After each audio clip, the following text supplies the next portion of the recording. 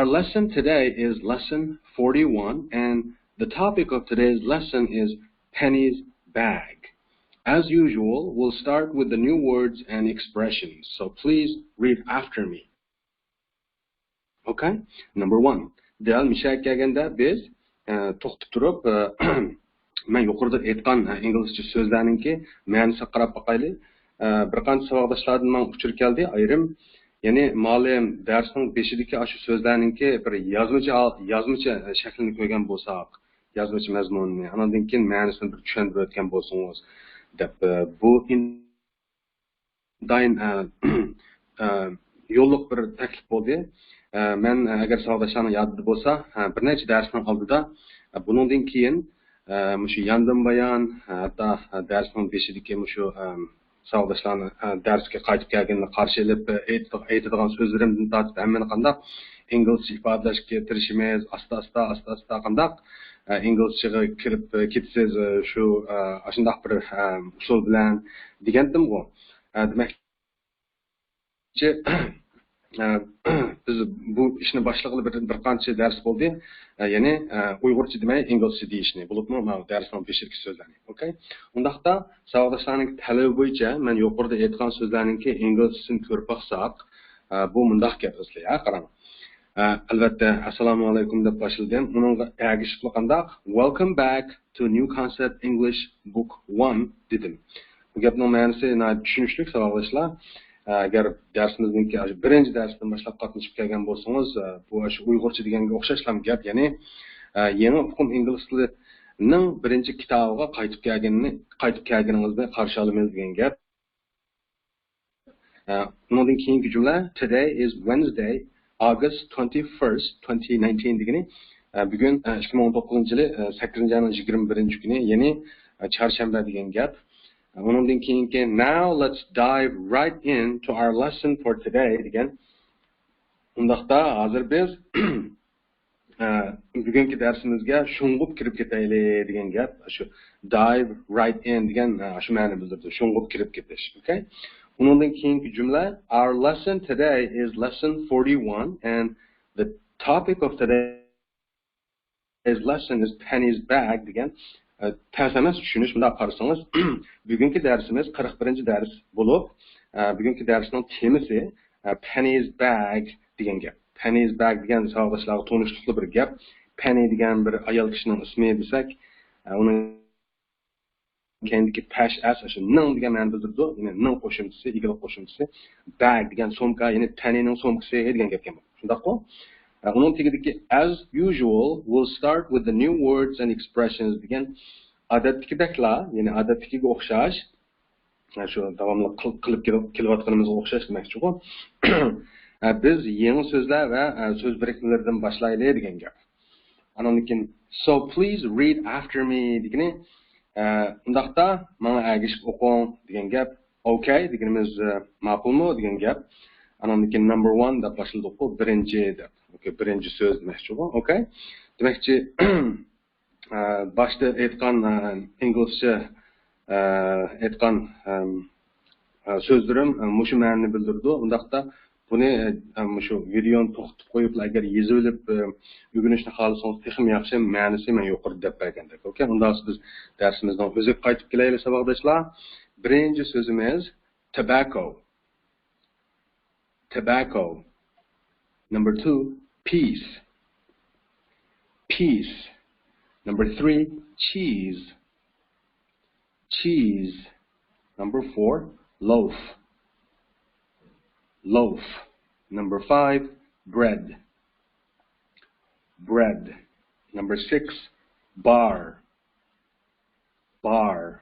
Number 7, soap. Soap. Number 8, chocolate. Chocolate. Number 9, pound. Pound. Number 10, sugar. Sugar. Number 11, half. Half. Number 12, coffee. Coffee. Number 13, quarter. Quarter. Buni quarter deb o'qisangiz bo'laverdi-mi? Yana bir qatima quarter. Number 14 tea. Tea. Number 15 well. Well. Number 16 certainly. Certainly. Xo'sh, undaqda ma'nolari bilan tanishib chiqaylik so'zlarningki. Birinchi so'z tobacconing ma'nosi tamaki degan gap, okay?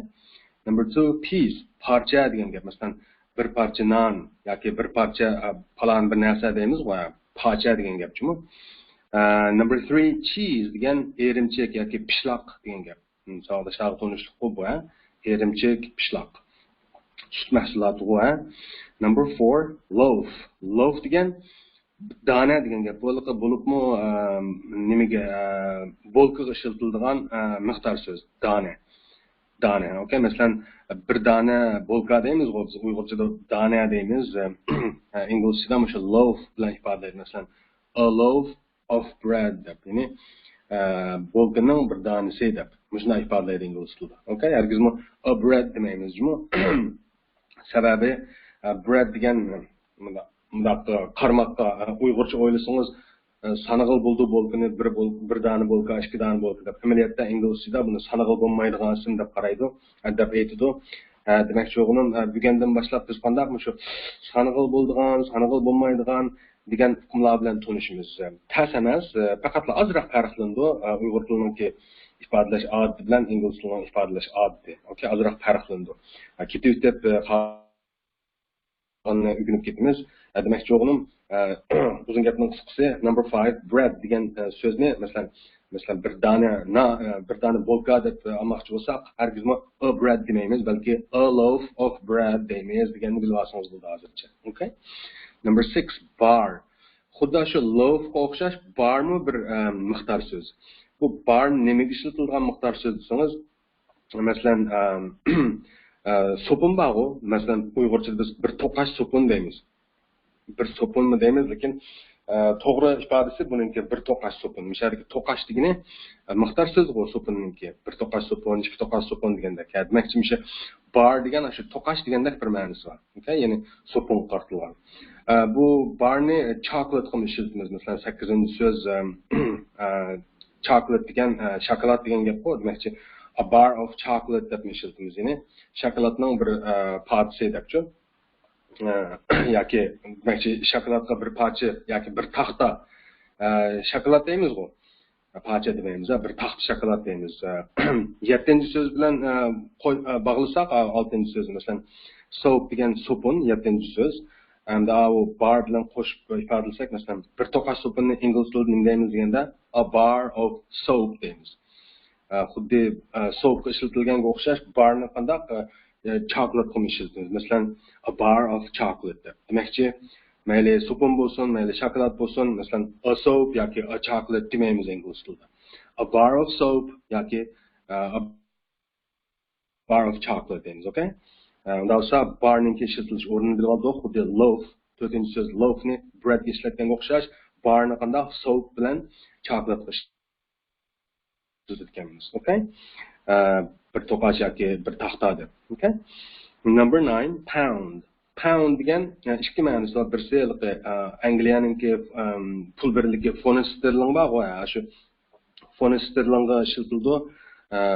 Bir font sterling degan gap masalan a pound degan yoki 1 pound degan shu bir font sterling degan gap.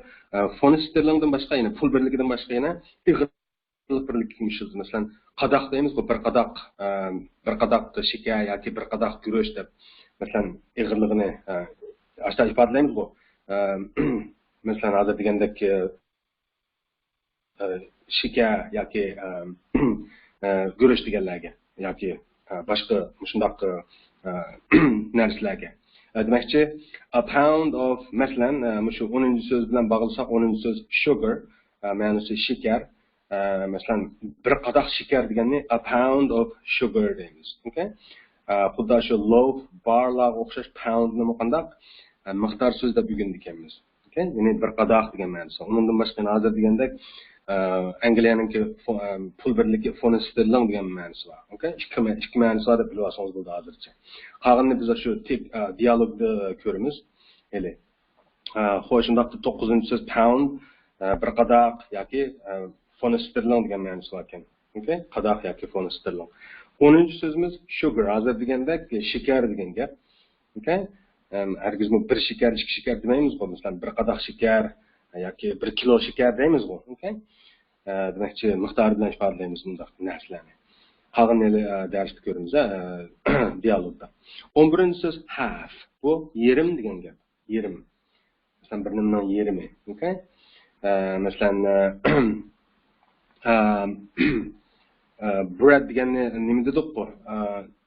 Bolka dedik-ku. Masalan, yerim bolka deganni half of a bread deymiz.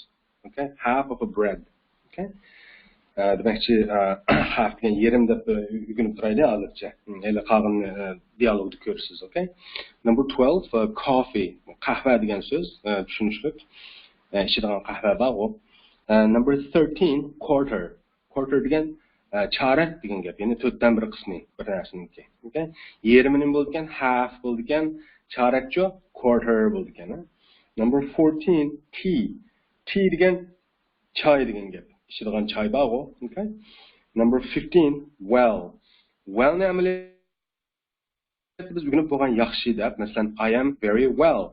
Thank you. Masalan, men ayt yaxshi, rahmat degan jumlada well ni ishlatgan-ku, agar yodingizda bo'lsa. Yaxshi degan ma'nosi bor.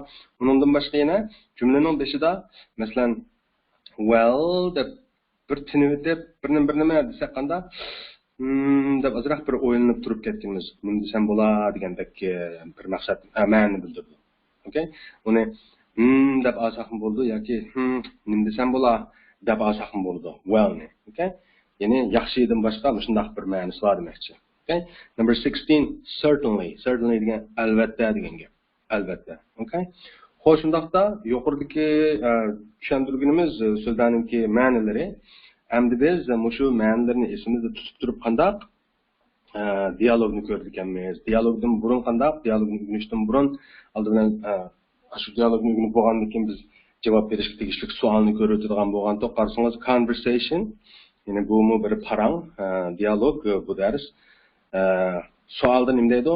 Who is the tin of tobacco for? Who deganni kim deb o'rgangandik? Is bo'lsa the tin of tobacco. Tin degan yodingizda bor. Konserva qutisi yoki quta deb olgandik. Tobacco degan tamaka degan gap.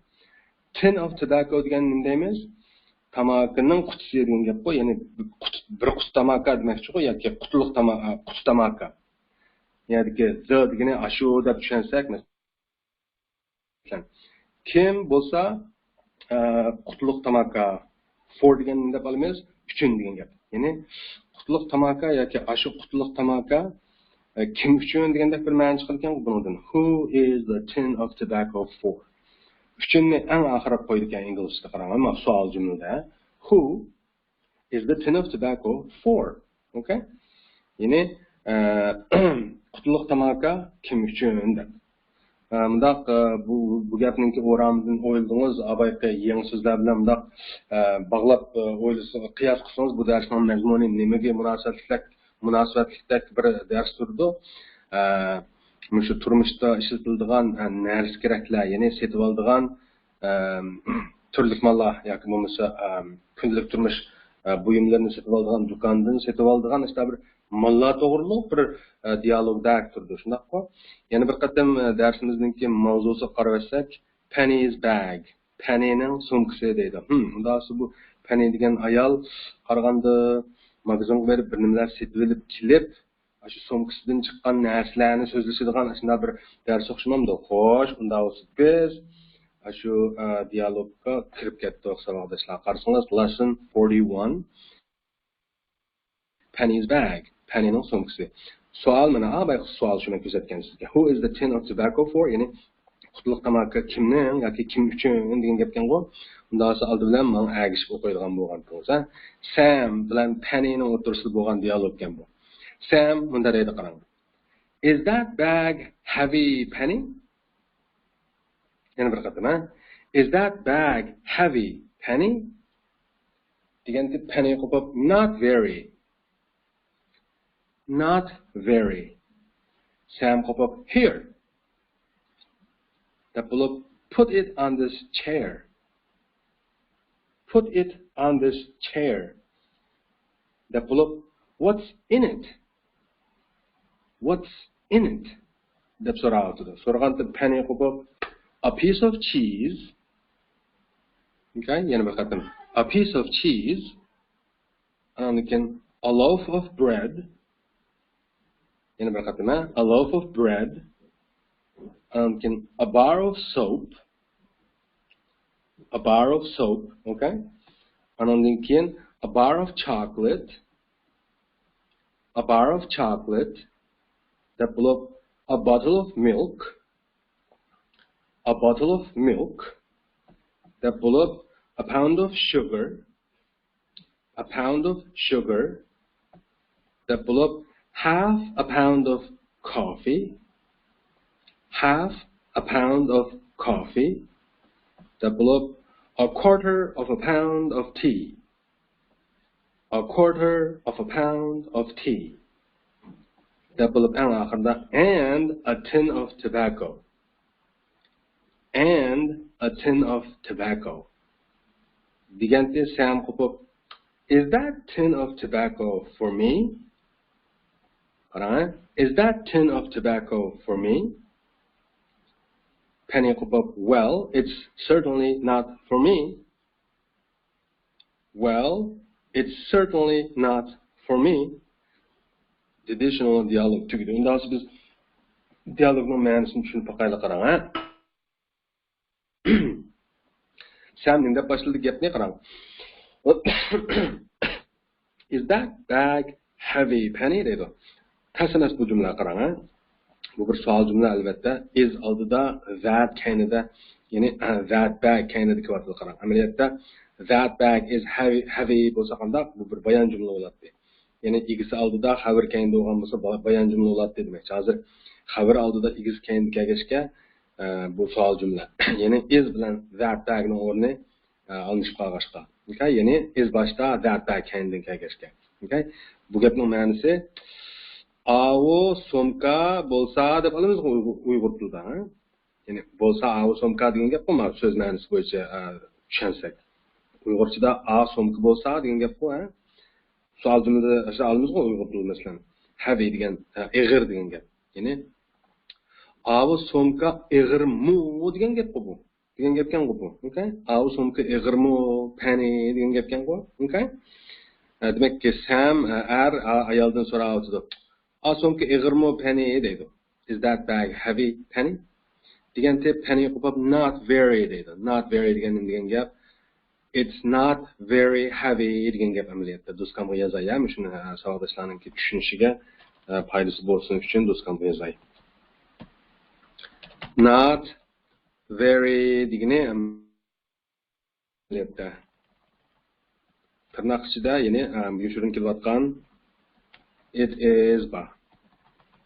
Anandan oxirda ya'ni yoshirin kelayotgan heavy ba. Demakchi, agar to'liq degan bo'lsa, bu jumlani it is not very heavy degan gap deb bu.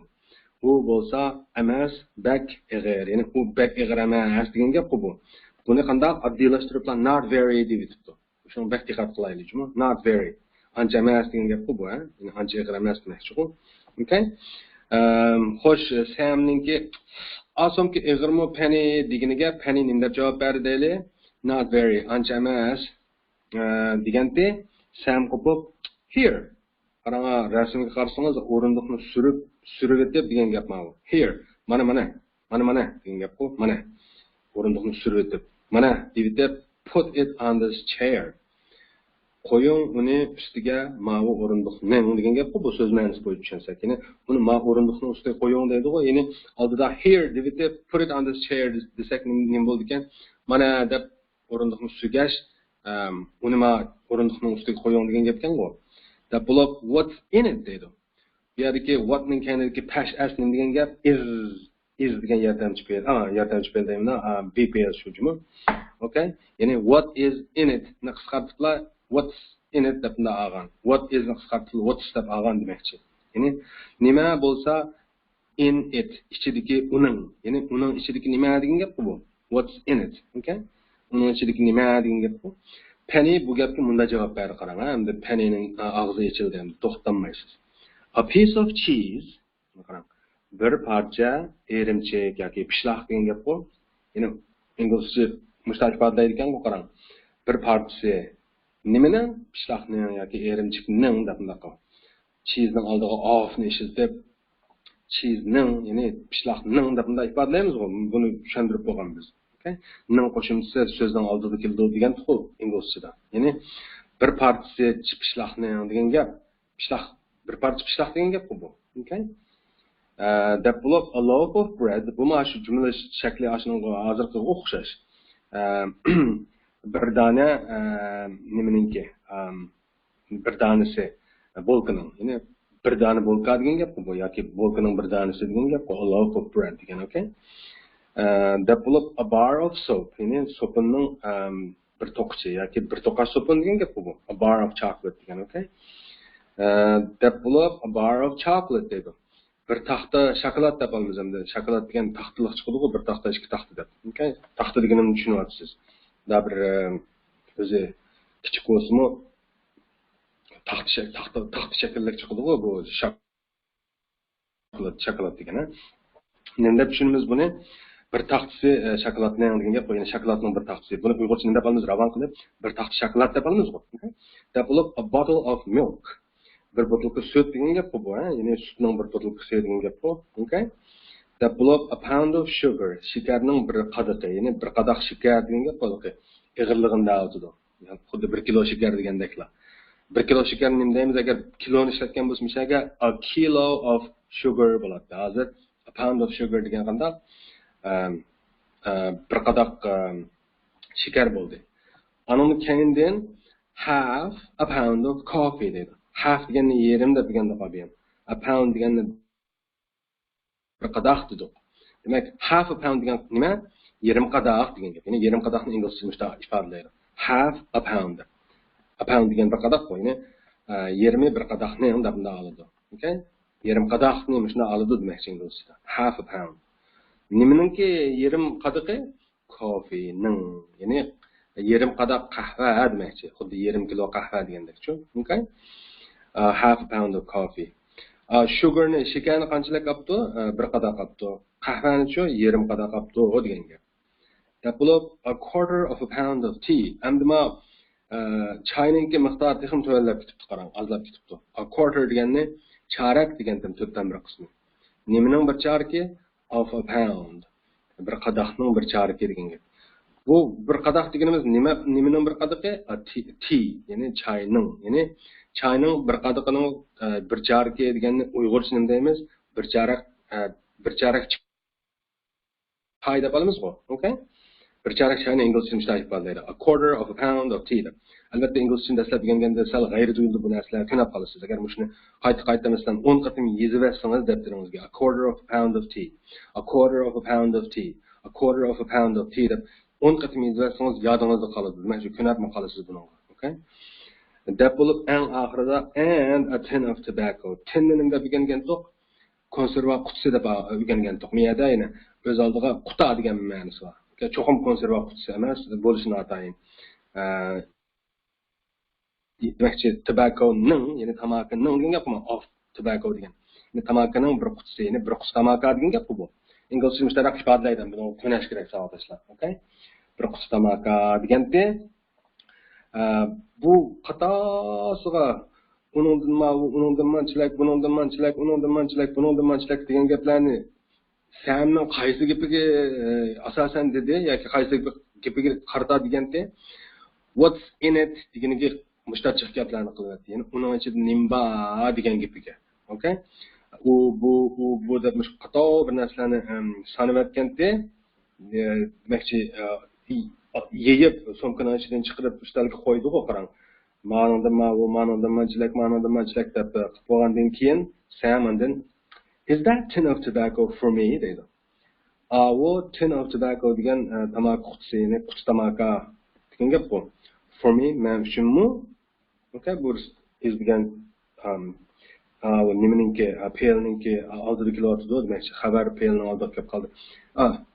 Xabar igining oldida kelib qoldi, shu savol jumla bu. Ya'ni bo'lsa avu quti tamaka degan gap bu, ha? Ya'ni a quti tamaka bo'lsa, men uchunmi degan gap bu. Uyg'ur tushunsak, ha? Ammo savollarni farqlantiryapsiz ku demak. Savol qanday bo'lsa savol jumla bo'lganligi, qanday bo'lsa bayon jumla bo'lganligini bilib oldingiz hozirgacha, ha? Ya'ni avu quti tamaka men uchunmi deganda tani nim dedi? Well, abim nimda deganda well-ni nim desam bo'la, ham nimday hamdi. Degandek bir gap deb tushundirgandim-ku. Okay, bo'lib jumlaning beshida kelsa, masalan, well, deydi, it's certainly not for me deydi. U bo'lsa albatta emas men uchun. Okay? Ya'ni u albatta men uchun emas degan gap bu. Ya'ni nimday hamdi.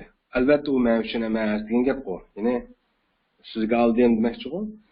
Bu inglizlarninki, ingliz tilini so'zlaydigan kishilarninki yumor tuyg'usi bir qadar demoqchi kuchli bo'lib, shunday qiziqarli gaplarga to'lgan kundalik paranglar uchun yo'ldoshi aqib tamak meningmi desa, albatta mening emas deb javob berdi demoqchi-ku ayol. Ha deb qo'ysam bo'ladi-ku. Unda demak, qanday yumorliq bir xil ifodalar bo'ladi. Xo'sh, shunda bo'lsa bu dialogninki mazmuni shunday savoldoshlar. Buni mana agishib o'qiganingizga yetarli emas bo'lsa, o'zingiz chiqib o'qiysiz. O'qib bo'lib, andan keyin qanday hatto yozib yodlab olsangiz texmi yaxshi. Okay? Agar inglizcham yaxshi bo'lsin desangiz albatta. Xo'sh, shunda bo'lsa, ilk savolga javob beraylikmi? Who is the tin of tobacco for? Aqut tamaka kim uchun? degan savolga nima deb javob beramiz? It is for Sam desak bo'ladimi deyapmi? Albatta bo'ladi. Bu bo'lsa Sam uchun degan gapni isbotlaymiz-ku. It's for Sam. Yana bir qatma. Who is the tin of tobacco for? It's for Sam. Okay? Yoki the tin of tobacco is for Sam desak bo'ladi-ku. Mishalki the tin of tobacco ni it orqali ifodalayapmiz-ku, oddiylashtiriblar. Okay? Xo'sh, unda bo'lsa dialog mishalchi bo'lsa savoldoshlar, endi biz Musha lesson 41 ninki mashq bo'lgan lesson 42 qarab boqaylik qarang, ha. Lesson 42 da bunday edi qarang. Mazmun nimasi? Jumla shakli yoki temasi deylik. Is there bir nima in yoki on that bir nima? Nima qo'yamiz bu yerga? Ma u boshirong'a nima qo'yamiz? Unda ma boshirong'u. Albatta is there deganni barmi deb bilgan tuyadingizda bor. Masalan, a book deylik. A book degan bir kitob degan gap bu. Masalan, in degan ichida degan gap. Avu, that degan avu. Masalan, somka desak menga bag. Bagni qo'ysakmi bo'shirib qarang. Is there a book in that bag degan gap bu. Ya'ni avu somkaning ichida bir kitob barmi degan bo'ladi-ku. Okay? Tushunishlik-ku. Ikkinchi jumla shaklini qarasangiz, o emas, anyga o'zgarib qopti. Qag'ayri o'pma o'xshashma jumlaniki, ha. Ikkinchi jumlaniki hamma yeri o'xshash birinchi jumlaga. Faqatla o'ning o'rniga any qo'yadi. Undan so'ng any degan nima degan gap? Xo'sh, mana yangi so'zlarninki qatoriga any yozib qo'ydik qarang. Any degan azroq degan gap. Azroq. Okay? Bu qandoq azroq deganda, masalan, mishada birga selishtirib tushunsak, mana o deganni bir dedik-ku. Anyni azroq desak, masalan, sanag'il bo'ladigan narsa bo'lsa, masalan, a book deymiz. Agar sanag'il bo'lmaydigan narsa bo'lib qolsa-chi, masalan, sugar deylik. Sugar deganni shakar dedik. Shakar degan sanag'il bo'ladimi sizcha? Albatta bo'lmaydi. Oddiy bir misol olsam, masalan, bir shakar, ikki shakar demaymiz, balki uni miqdori bilan deymiz. Masalan, 1 kilo shakar yoki 1 qadoq shakar deb. Tushunishlik-ku? Unda bo'lsa, mushu bo'shirunga nimani qo'ysak bo'ldi? Shu sugarni qo'ysak bo'ldi. Masalan, is there any sugar in that? Masalan, miyaga bag deb ishlasak, sizga o'xshash. Somkaning ichida azroq shakar bormi degan gapkan-ku. Qo'shimda olsa, bu ikki jumlaniki zodi roli yoki biz bilan nima munosabati bor bugungi darsimiz bilan desangiz, agar sanag'il bo'ladigan narsa to'g'ri narsani so'rasak, masalan, aning ichida bunday narsa bormi yoki bir bunday narsa bormi deb sanag'il bo'ladigan narsani so'rasak, a book deb masalan, kitobga a book deb ishlatganmiz. Masalan, sanag'il bo'ladigan dedim, is there a book in that bag? Tushunishli bo'ldi-ku. Somkaning ichida bir kitob bormi degan gap. Agar shu somkaning ichida azroq, masalan, Boshqa bir narsa bormi deb masalan sanaqal bo'lmaydigan sugarni qo'ymoqchi bo'lsak, o'sha any'ni ishlatamiz degan gap. Ya'ni hargizmi is there a sugar in that bag demaymiz, balki is there any sugar in that bag deb olamiz demoqchi bo'l. Okay? Xo'sh, any degan bu shu kanamda, azroq degan gap. Nada ishlatamiz? Savol jumlada ishlatamiz. Undan sonra samchu. Ma'lum samning ma'nosi nima? Samning ma'nosi azroq degan gap. Faqatla savol jumlada emas, bayon jumlada ishlatildi. Bayon jumlada. Masalan, a somkaning ichida azroq shikar bor deganni nima deymiz? Albatta bu bir bayon jumla va savol jumla emas. Bayon jumla qanday boshlanadi? There is deb boshlanadi, yodingizda bor. There is degan bor degan gap. Masalan, some sugar deymiz. Azroq shikar deymiz. In that bag, a somkaning ichida. Ya'ni bor azroq shikar a somkaning ichida degan gapni mishaliki azroq shikar degandagi azroqni some orqali ifodalaymiz. Tushunishlikmi? Okay? Albatta somningki bir necha degan ma'nosi bor. Ma'nosimi bor? Sanaqal bo'lgan narsalarga ishlatildi. Faqatla bugun hamda bir dona sanaqal bo'lib, masalan, sanaqal bo'lgan narsaga bir dona deb sanaqal bo'lgan narsani bir dona deb elish bilan sanaqal bo'lmaydigan narsani azroq deb elishninki ikkisiningki farqini o'rganish uchunlar bugun mushu misolni oldik. Albatta, mana any more some any mayli any bo'lsin, mayli some bo'lsin, har ikkisiningki azroq degan ma'nosi bor. Masalan, bugungi darsda sanaqal bo'lmaydigan narsalarga ishlatamiz dedim. Sanaqal bo'lgan narsalarga mustaqil bo'ldi bularni. Masalan, bir qancha deb tushungilim bo'ladi demoqchi. Aniki ba'zi degan ma'nosi bor. Ularni biz ketib oldimizda o'rganamiz, okay? Uningga g'am qilib ketmang. Men degan murakkab gap bu deb. Okay? Hozircha faqatla esingizda shu any'ni savol jumlalarda ishlatiladigan azroq deb tushunib turing. Samni bayon jumlalarga ishlatiladigan azroq deb tushunib turing. Har ikkilisi qanday sanaqal bo'lmaydigan narsalarga ishlatilgan. Okay. Deb shunchalik tushunib turing, okay? Qolganini biz ketib jiqdi o'rganamiz. Number 3, bird. Bird degan qush degan gap, qushqash, okay? Xo'sh, yangi so'zlar, mushu yangi so'zlar jumla shakllari yuqorida, masalan, mana tegidiki ekranning tegidiki mana jumlalar qarasangiz, tipik qilib bir misol bir savol shaklidan birini berib, uningga javobdan birini yozib berib qo'yibman. Masalan, bookni qo'yaylik mana birinchi bo'sh o'ringa. Is there a book in that bag? Yoki masalan in that bag deb nimishqa ma'lum olmaysiz yan to'siqning keyindiki desangiz a sumkaning ichidagi degan sababdan in ishlatyapmiz. Agar a ustalning ustidagi degan bo'lsak in demay on that table degan bo'ladi. Qo'sh. Bular bunchalik narsani tushunyapsizmi? Okay, qo'shimda uzun gapning qisqasi bookni qo'ysak mana bo'sh o'ringa. Is there a book in that bag? Yes, there is. Isini bo'ldi ha bor degan gap. Ya'ni a sumkaning ichida bir kitob bormi deganga ha bor deb javob berganimiz. Yes, there is deganimiz. No, there isn't deganimiz uchun yo'q degan gap bu. Okay? Demakchi bu sanaqal bo'lgan bir tal narsa to'g'riliq so'raganda va javob bergandagi ahvol deylik. Tegidiki, mana ekranning tegidiki. Ikkinchi savol jumla qarasangiz, is there any masalan sugar bo'sh o'ringa in that bag deb so'rsak, asomkaning ichida azroq shakar bormi deb so'rsak, javobi nima ekan? Yes, there is. Yoki no, there isn't. Yo'q. Ya'ni bu bir tipik jumla shakllari. Endi bu nimasini tafsilotini biz qanday kitobimizdagi shu og'zaki mashqlardan ko'rib boqaylik, qarang. Lesson 42 ninki men abiyam sizga ko'rsatgan jumla shakllari shu mana bu. Endi biz uni mana bu 13 ga 13 rasmdan boshlab shu har bir rasmdagi narsalarni qo'yib ishlasak, masalan qarang. Is there a passport on that table? Is there a passport on that table degan gap? Avo ustalning ustida bir pasport bormi degan gap bu. Sizning javobingiz nima? Yes, there is. Okay? A passport. Ya'ni tusna a passport. Xo'sh, unda 14-rasmchi. Is there any milk in that bottle? deb so'raymiz. Niyada. Is there degan bormi? Any milk? Milk degan sanaqal bo'lmaydi. Bir sut, ikki sut demaymiz, balki bir bottle sut, ikki bottle sut deymiz-ku. Shuning uchun any milk deb any'ni ishlatamiz. Azroq. Ya'ni savol jumlalarida keladigan azroq degan so'z any'ni ishlatib so'raymiz. Is there bormi any milk in that bottle? Ya'ni avu butulkada azroq sut bormi? Javob: yes, there is. Ba deb turaylikmi?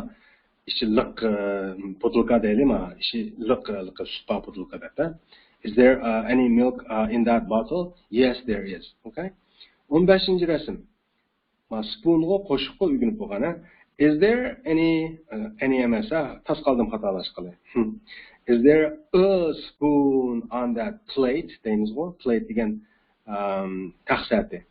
Is there a spoon, bir qo'shiq on that plate? Av taqsining ustida. Javob: yes, there is. Bag'u, ha? Okay, 16-ci rasm. Is there a tie on that chair?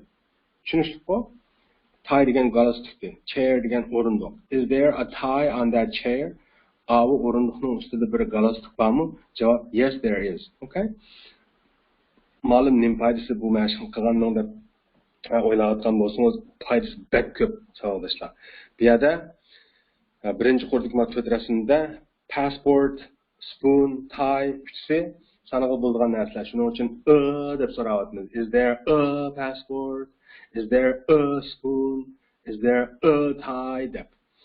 Lekin milk sanag'i bo'lmaydigan ism bo'lganligi uchun is there any milk in that bottle? deb. Any milk deb so'rayapmiz.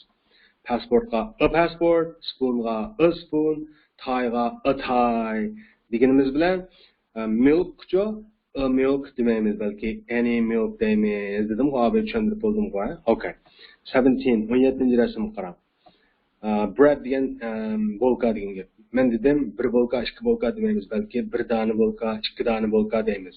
Shuning uchun savolda, ya'ni sanag'i bo'lmaydi demoqchi-ku, nimani, bolkani. Albatta, ta'tirchi maqsad deb, yo'q, bolkani sanag'i bo'lmaydi, bir bolka, ikki bolka deymiz desangiz, kimda siz bilan datlash qilib bo'lmaydi. Men dedim, garchi biz Uyg'ur tilida bir bolka, ikki bolka deganimiz bilan ingliz tilida a bread, two breads, three breads demaydi, balki a loaf of bread deymiz, deb loaf bilan birga ishlatadi dedim-ku. Shu vajidan sanag'i bo'lmaydi deb tushunamiz men breadni. Unda bo'lsa, sanag'i bo'lmaydigan narsalar to'g'riliq so'raganda deb so'ramdik, any deb so'ramdik. Albatta, any deb so'raymiz. Masalan, is there any bread on that table? Yes, there is. Ko'rdingizmi? Okay. 18-ci rasm. Hammer sanag'i bo'ldi, masalan. A hammer, two hammers, three hammers deb sanaymiz. Shuning uchun, is there a hammer on that shelf? Yes, there is. Gapni tushunyapsiz, ha? 19. Tea degan choy degan gap. Bir choy, ikki choy demaymiz, balki bir quti choy yoki bir kilo choy yoki bir chorak choy deymiz-ku, miqdori bilan olamiz, ha? Qolgandan keyin a tea demaymiz, balki any tea deymiz. Masalan, is there any tea in that box? Yes, there is. Tushunishliqmi? 20 rasm. Vase ni sanag'i bo'ladimi, yo'qmi? Bo'ladi. A vase, two vases, three vases deb olamiz. Shuning uchun is there a vase on that nimawo electric cooker? Electric cooker degan nima deydi? Tok o'choqda yoki gaz o'choqda, cooker deyli, qisqartirib o'choq deb. Is there a vase on that cooker? Yes, there is. Okay, tushunishlik, ha? 30-ci rasm qarang, az qoldi deb aytdim. 30-ci rasm mana 30 ga qarasangiz, suit, a suit. Inglizchada a suit deymiz, bir kostyum bo'lgan deb. Okay? Unda bo'lsa, ni ishlatkili bo'ldigan qaraganda, agar avu shkafning ichida, shkaf nima degan to'q, yodingizda bor, wardrobe degan shkaf, kiyim shkafi degan to'q. Is there a suit in that wardrobe? Ya'ni avu kiyim shkafining ichida bir kostyum bormi deb so'rasa, to'g'rilab is there a deb albatta bo'ldi. Is there a suit in that wardrobe? Javob: yes, there is. Okay. 40 rasm qarang. Tobacconi sanag'i bo'lmaydi dedim. Masalan, a tobacco, two tobaccos demaymiz, balki a tin of tobacco deymiz. A tin of tobacco, ya'ni bir quta tamaki deb tushunishliqmi? Unda olgandan keyin a tobacco demdikamiz, savol so'raganda is there a tobacco demdikamiz? No. Is there any tobacco in that tin deb so'raymiz. Javob: yes, there is. Okay. 50 rasm qarang. Chocolate nima? Men a chocolate, two chocolates demaymiz. Uning o'rniga qanda a bar of chocolate deymiz degandim. Shuning uchun a chocolate deb so'ramaymiz, balki any chocolate deb so'raymiz. Ya'ni is there any chocolate in that yoki on that table deydi. Is there any chocolate on that table? Yes, there is. Okay? Any chocolate, okay? 60 rasm qarang. Mana bu cheese. Cheese'ni a cheese, two cheeses demaymiz, balki a piece of cheese deymiz. Bir parcha cheese, ya'ni erimchik deb tushunishlik-ku. Unda olgandan keyin is there any cheese deb ifodalaymiz. Okay? A piece of cheese deymiz. Ya'ni a cheese demaymiz. Shuning uchun sanag'il bo'lmaydi deymiz, sanag'il bo'lmaydiganlarga any ishlatdik. Is there any cheese on that plate? Ya'ni taqsining ustida azroq erimchik bormi? Yes, there is javob. Okay? Number 70, 70 rasm qarang. Newspaperni sanag'il bo'ldi dedik, masalan. One newspaper, two newspapers, three newspapers deb. Unda olgandan keyin sanag'il bo'ldigan ismlarga is there a newspaper deb ishlasak bo'ladi. Is there a newspaper on that TV yoki television? Yes, there is. Number 80, 80 rasm qarang. Is there a car on that bridge? Yes, there is. Car degan sanag'il bo'ldi. A car deymiz. Okay? Hargiz any car demaymiz, okay? 90 rasm soap. Soapni men dedim bir sopun demaymiz, balki bir to'qas sopun deymiz. Ya'ni sanag'il bo'lmaydigan sim deymiz buni. Okay?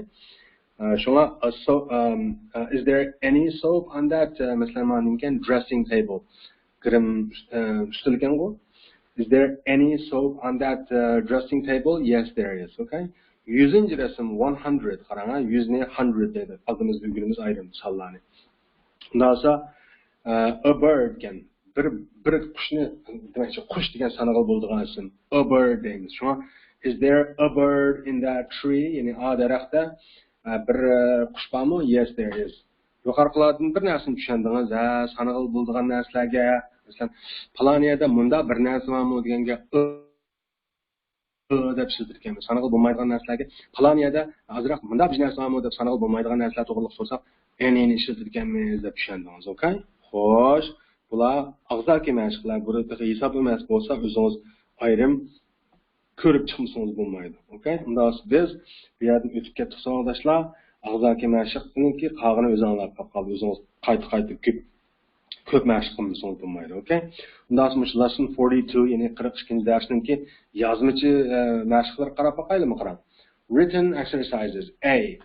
A mashqda complete these sentences using a yoki any yoki some larni ishlatib cümlelerini to'liqlang degan gapdan bu. Qarang, example-da, ya'ni misolda bunda deydi, qarang.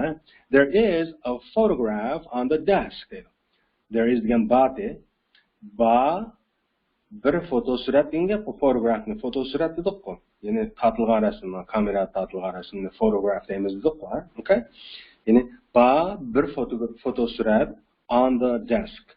Ustalning ustida, ya'ni partining ustida demakchi-ku, okay? Ya'ni partining ustida bir fotosurat bor degan gap ekan. Undan so'ng shu gapga asosan bir savol tuzib boqaylik, qarang. Kechiring, savol tuzib boqaylik emas, ozg'iltuvdim. Bu yerda ni ishlatdi degan gap. Photograph degan sanag'il bo'ldi. Bir rasm, ikki rasm, uch rasm deymiz-ku. A photograph. Okay? Shuning uchun ni ishlatdi. Uning tigidagi misol jumla qarasangiz, is there any milk in the bottle? Is there degan bamu bo'ldi. Okay? Is there degan bamu savol jumla shakli bu. Any milk degan azroq sut degan gap. In the bottle. Botulkaning ichida, ya'ni botulkaning ichida azroq sut bamu deganda sut degan sanag'il bo'lmaydigan ism bo'lganligi uchun any ni ishlatib tuzilgan jumla ma demakchi-ku. Okay? Demakchi milkning oldiga any ishlatildi. Sutning oldiga any ishlatildi demakchi. Ustidagi photographning oldiga ishlatilgan. Undan so'ng yuqorqi birisi bayon jumla ekan, birisi savol jumla ekan. Undan so'ng inkor jumladan birini ko'rib boqaylikmi? Bo'lissiz jumladan birini qarang. O'ng tarafga surilsangiz, o'ng tarafning ustidagi jumla bundoq. There isn't any milk in the bottle. Abim yodingizda bormi? Men any degan savol jumlalar ishlatildi degan. Sizga bu gapning yerimini demagandim. Faqat yerimi u men degan shu gap shu. Oldingi yerimi. Keyingi yerimi nima? İnkar cümlelerimi any ishlatildi. Ya'ni azroq degan so'zga any ishlatildi. İnkar cümlelerimi. Yodingizda bo'lsa, bu gapni burun deb bo'lgan gap, lekin Misal yana bir alayda qaytalab qo'ysak ortiqlik qilmaydi. Demakchi any degan azroq degan so'z bizning shu darsning o'zida qanday sanag'il bo'lmaydigan narsalarga ishlatyapmiz-ku. Unda olsa savol jumlalarda kelishdan boshqa yana nima kelgan? İnkar cümlelerden kelgan, ya'ni bo'lissiz jumlalardan kelgan. Ya'ni there isn't degan yo'q degan gap bu. Any milk, azroqmi sut in the bottle, butilkaning ichida. Ya'ni butilkaning ichida azroqmi sut yo'q degan gap bu. Okay? Savoldimi any ishlatilgan, hamda bo'lissiz jumladan any ishlatilyapti. Lekin some nima dedim bu ham? Bayon jumlalar ishlatildi, ya'ni bo'lishliq jumlalar ishlatildi dedim. Qarang. 4-jumla qarasangiz, on tarafdagi chekidagi jumla qarasangiz. There is some milk in that cup. There is degan ba, some milk degan azroq sut degan gap. In that cup degan avo tutqichli stakanda deydi. A tutqichli stakanda azroq sut bor degan gap bu. Demakchi bu yerdagi azroq qanday? Some bilan ifodalanadi. Xo'sh, unda olsa gapimizni yig'incha qilsak, sanag'il bo'ladigan narsalarga ishlatilgan. A photograph deb ishlatilganmiz. Any sanag'il bo'lmaydigan narsalarga birisi savol jumlada, yana birisi inkar jumlada, ya'ni bo'lissiz jumlada ishlatilgan. Samchu bo'lishliq jumlalar, ya'ni bayon jumlalar ishlatilgan azroqda. Tushunishliqmi? Agar buni tushungan bo'lsangiz, buni 6 mashq ishlata olasiz. Men qanday birini ishlab beray, birinchisini ishlab beray qarang. Berilgan jumla bizga berilgan jumla emas, barda yo'q jumla shu birinchisida. Is there barmi degan gap bu? Birnima bread in the kitchen. In the kitchen degan oshxona uyda degan gap. Ya'ni oshxona uyda mundaq bo'lki barmi degan gapdan bu. Is there degan barmi degan savol jumla shakli bu. Unda bo'lsa bread ni olmayman degandim. One bread, two breads demaymiz, balki a loaf of bread deb miqdori bilan ataymiz. Bu sanag'il bo'lmaydigan ismi kirdi degandim. Unda bu savol jumla ekan, o'zingizdan ayamiz. Savol jumlaga azroqni any demakchi savol jumladagi azroq degan so'zga anyni ishlatamiz deganmiz, some'ni. Albatta anyni ishlatamiz. Demakchi is there any bread in the kitchen desak to'g'ri bo'ladi. Hargizmi is there a bread in the kitchen emas, is there some bread in the kitchen mi demaymiz-mi? Faqat any keladi. Sababini men ham tushuntirib bo'ldim. Qolgan 2, 3, 4, 5, 6 lar o'zingizga qilib qoldi. Unda bo'lsa mashqimiz shu. Hamda B'ga qarab baqsaq, B bunday edi. Write questions and answers using these words. Yozinglar savollarni va javoblarni ishlatib, ma'lum so'zlarni, ya'ni ma'lum so'zlarni ishlatib, savol va javoblarni yozinglar degan gapkan bu. Examples nima deydi? Qarang, examples da. Misolda berilgani bizga passport on the table. Demakchi passport bilan on the table degan ikki so'z birikmalarini berib bizga unda savol tuzinglar ham javob tuzinglar deydi. Savolni qanday tuzayotganmiz? Passport degan sanag'il bo'ldi. Shuning uchun a passport deb olamiz. Qarang. Is there a passport here? Demakchi bu yerda bir passport bormi degan gapkan bu. Javob yes there is. Ba. There is one on the table. Ba birsi there is one degan shu one passport degan gap bu. There is one on the table. Yine ba birisi ustalning ustida. Yine ustalning ustida birisi ba degan ekan bu, ha? Xo'sh, unda olsa passport sanag'il bo'ldigan ism bo'lgani uchun a passport deb apto savol jumlada. Javobda on the table, there is one on the table deb apto. Xo'sh, bu sanag'il bo'ldigan narsa ekan. Unda sanag'il bo'lmaydigan bir misol aytaylik, qarang, bread on the table. Yodingizda bor breadni biz sanag'il bo'lmaydigan ism dedik. Unda olsa savolni qanday tuzayotganmiz? A bread deganmiz no. Any bread deb apto qarang. Is there any bread here? Bu yerda azroq bo'lki bormi? Javob yes there is. Ba. There is some on the table. Bread sanag'il bo'lmaydigan ism bo'lganligi uchun some deb azroq deb ilovatida bayon jumlada. Tushunishliqmi? There is some on the table. Gapni tushunishliqmi? Unda olsa Tuandiki 10 ishlayapmiz. Albatta ishlayapmiz. Men birini ishlab bermay qarang. Number 1, birinchisini ishlab bermay. Spoon on the plate ni ishlab beray qarang. Spoon degan qo'shiq sanag'il bo'ldi desangizda bor. Savolni bunday tuzaymiz qarang. Is there a spoon on the plate? Javob yes there is. There is one on the plate. Okay? Oh sorry, xato dedim, boshqani kelay. Men here ni deyman deb on the plate deb qo'yibdi. Is there a spoon here? Ya'ni bu yerda bir qoshiq bormi degan gap bu. Is there a spoon here? Bu yerda bir qoshiq bormi? Javob yes there is. There is one on the plate. Ba deb bo'lib taqsining ustida birsi bor debdi. Qolganini o'zingiz tadqiq qiling, tahlil qiling, analiz qiling, o'ylang, adroq kalla qaturing nimishqa deganlar haqida. Mumkin mening so'zlab berganlarimga birlashtiring, mashqlarni ishlang. İnşallah bu bilim sizin olasınızdır. Dep biz qandaq dersimizni oyoqlashtiraylik bugun. Unda olsa, at görüşeyle arkadaşlar. See you tomorrow.